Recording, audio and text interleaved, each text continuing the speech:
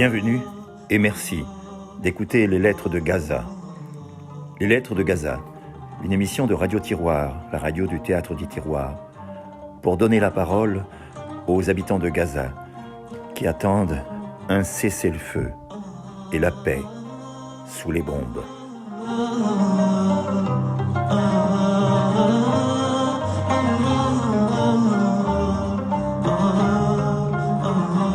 Aujourd'hui, la lettre de Gaza numéro 79 de Hossam El-Madoun. « 25 mars 2024. Mauvais présage. Ces 2 dernières nuits, des drones ont survolé Rafah, occupant le ciel et l'espace, avec leur bruit, un bruit affreux, de l'aube au coucher du soleil, sans arrêt. Je n'arrive pas à dormir. Et si je m'endors un peu, le son terrible me réveille encore et encore. C'est le bruit de la mort et de l'agonie. De temps en temps, en plus du bruit des drones, nous entendons une frappe aérienne suivie dans les 10 à 15 minutes qui suivent de bruits de sirènes d'ambulance. Combien de personnes ont été tuées? Combien de bâtiments ont été détruits? Combien de personnes sont sous les décombres, mortes ou vivantes? Et y a-t-il des enfants parmi eux? Je n'arrête pas de penser. Je n'arrête pas de penser à tout cela, jusqu'à ce que le son du drone me sorte de mes pensées pour me dire « Non, je suis là, je suis là, je suis vivant. » Tu ne penseras à rien d'autre. Non, tu ne dormiras pas. Dans l'autre pièce, ma mère pleure de douleur. Les escarres s'étendent sur son corps, sur son dos, ses épaules, ses fesses, et il n'y a pas de médicaments disponibles à Gaza pour l'aider. La plus jeune des enfants ici est la fille de la sœur de ma femme. Cette petite fille pleure aussi. Elle veut dormir, mais ne peut pas, à cause du bruit du drone. C'est très très fort, très proche, le bruit d'un drone. Vous sentez le drone à l'intérieur de la maison, à l'intérieur de la pièce, à l'intérieur de votre cerveau.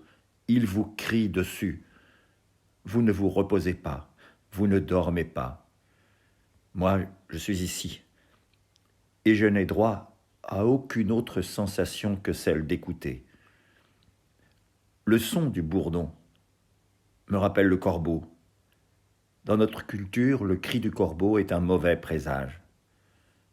J'entendais ma mère demander à Dieu de nous protéger du diable lorsqu'elle entendait le chant du corbeau.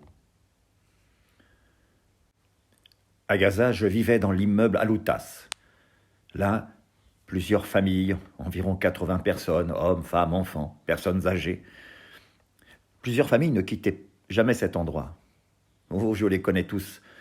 Certains sont des amis, et pas seulement des voisins. Nous prenions de leurs nouvelles chaque fois que les communications fonctionnaient. Ils ont aussi connu la peur, la panique, la famine, la soif. Mais ils étaient déterminés à rester chez eux.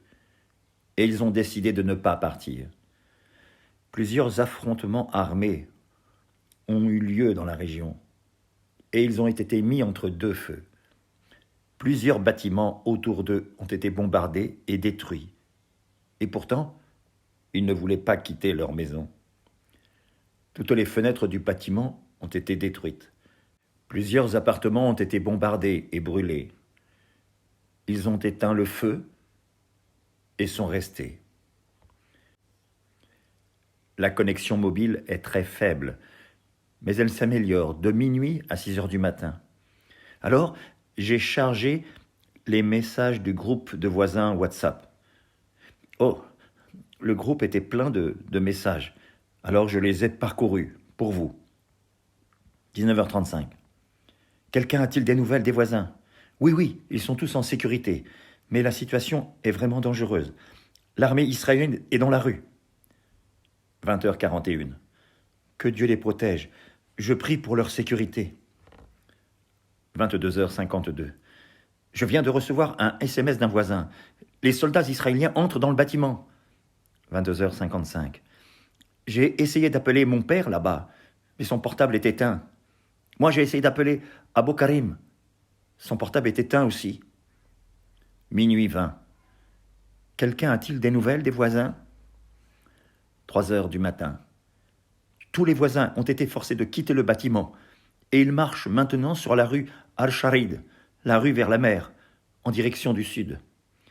Ce message provient du dernier appel avec la fille d'Abou Abd Ibrahim. Et les voisins ont-ils été arrêtés ? Que Dieu nous apporte la bonne nouvelle de leur sécurité. 3h45 du matin. Les dernières nouvelles concernant nos voisins. À 20h, les soldats israéliens sont entrés dans le bâtiment. Ils ont forcé tous les voisins à sortir dans la rue. Ils ont ordonné aux hommes de se tenir en rang sur le côté gauche de la rue et aux femmes et aux enfants de se tenir sur le côté droit, les uns en face des autres. Ils ont dit à tous les hommes de se déshabiller. Ils étaient gardés par plusieurs soldats qui pointaient leurs armes sur eux. Il y avait 2 chars blindés, l'un en haut de la rue et l'autre en bas de la rue. Un tireur d'élite dans chaque char pointait son arme sur les voisins. De temps en temps, ils entendaient de petites explosions à l'intérieur du bâtiment. Alors ils pensent que les soldats font exploser les portes fermées des voisins qui avaient quitté leur maison au début de la guerre. Les voisins ont été maintenus à leur place dans la rue de 20h à 2h du matin. Puis, on leur a demandé de partir vers le sud en empruntant la route de la mer. Ils marchaient, sans rien posséder. Ils marchaient sans vêtements, sans nourriture. Ils marchaient, ni argent, ni papier d'identité, ni rien. Ils ont marché. 4h25. Mon père est très malade. Il ralentit la marche des autres. Ils se sont séparés. Mon père, ma mère et mon jeune frère sont au rond-point de Naboulsi, là où l'armée israélienne a tué plus de 100 personnes qui attendaient de la nourriture il y a 2 semaines. Les autres voisins, ils ont déjà dépassé ma famille. 4h37. Savez-vous où ils peuvent trouver des voitures ou tout autre moyen de transport ? Non, pas avant la vallée de Gaza, mais c'est à 8 km de chez nous. Oui, à 8 km. Alors j'espère qu'ils y arriveront. Les enfants et les personnes âgées ne peuvent pas le faire. Ils y arriveront, par la volonté de Dieu. Près de la vallée de Gaza, il y a un endroit où le World Center Kitchen, le centre des enfants, accueille les personnes qui sont forcées de quitter Gaza. On leur fournit des vêtements, des repas chauds. Il y a aussi une unité de soins de santé primaire. J'espère qu'ils y arriveront bientôt. 6h15 du matin. Des nouvelles ? Des nouvelles de nos chers voisins ? Des nouvelles ? La famille Bakri, elle vient d'arriver chez moi, à Sawaïda. Et puis, j'ai parlé au docteur Nasri. Il va bien, avec sa famille. Il marche toujours vers Der El-Bala. Je pense qu'il ira rejoindre son frère là-bas. 7h23 du matin. Mon père n'a pas survécu. Il est tombé raide mort, 1 kilomètre avant la vallée de Gaza. Ma mère et mon frère l'ont porté. Ils sont arrivés à l'endroit où se trouve le World Center Kitchen, le centre des enfants. Qu'il repose en paix. Oui, mon cher, je suis vraiment désolé pour tout cela. Que Dieu ait pitié de lui. Au revoir, Abou Ashraf. Dieu sait à quel point tu étais un bon voisin, un homme bien. Repose en paix, mon cher.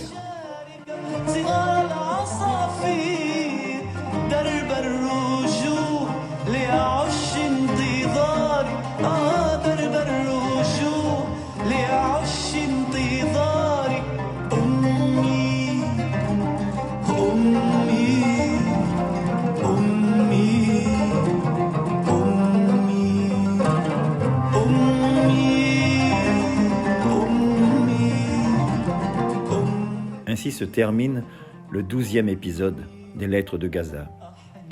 Vous avez entendu le dernier écrit de Hossam El Madoun, du 25 mars.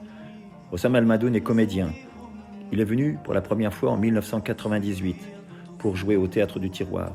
Il est revenu depuis à plusieurs reprises, jusqu'en 2005, date où le gouvernement israélien a enfermé toute la population de Gaza. Hossam El Madoun vit toujours à Gaza. Il y est acteur, il y est metteur en scène, il est directeur du Théâtre for Everybody, le théâtre pour tout le monde qu'il a fondé, avec son ami Jamal Al-Rossi.